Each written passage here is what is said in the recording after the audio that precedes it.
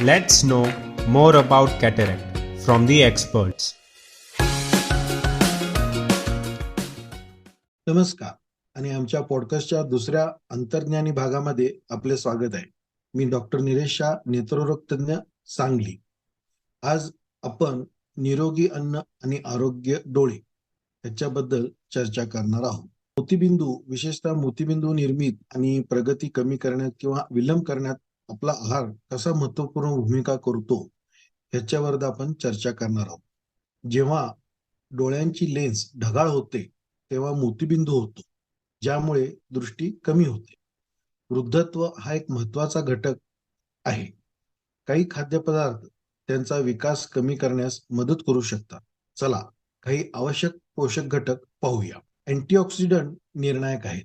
संत्री आणि लिंबू यासारखे लिंबूवर्गीय म्हणजे सिट्रस फळामध्ये आढळणारे व्हिटॅमिन सी मोतीबिंदूचा धोका लक्षणीयरित्या कमी करू शकतो. त्याचप्रमाणे नट आणि बिया याच्यामध्ये आढळणारे व्हिटॅमिन ई डोळ्यांच्या पेशींना नुकसान होण्यापासून वाचवते.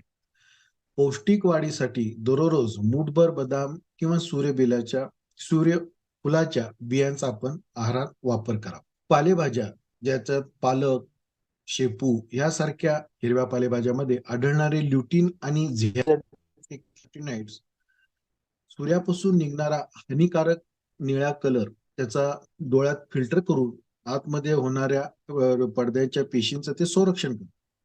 तीक्ष्ण दृष्टी राखण्यासाठी या हिरव्या भाज्यांचा आपल्या जेवणात समावेश करा. जे लोक मासे खातात त्यांनी सॅल्मन आणि सार्डिन यासारख्या माशांच्या, ज्याच्यात ओमेगा 3 फॅटी ऍसिडचे प्रमाण जास्त असते, याचे आहारामध्ये त्यांचा सामील करावा, जेणेकरून डोळ्यातील कोरडेपणा कमी करण्याचे काम ओमेगा 3 फॅटी ऍसिड करते.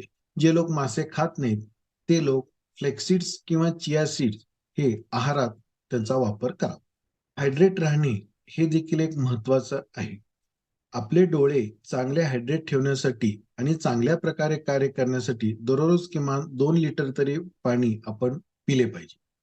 शेवटी ऑक्सिडेटिव्ह नुकसान वाढवू शकणारे म्हणजे जास्त साखर असलेले, जास्त तेलकट तुपकट पदार्थ आहारात शक्यतो टाळावेत. आपला आहार सात्विक समतोल असावा. त्याच्यात फळे, हिरव्या भाज्या, कडधान्य, पातळ प्रथिने अशा पद्धतीचा त्याचा समतोल नेहमी आहारात असावा. धन्यवाद. Act early, prevent early. Driving change to defeat cataract.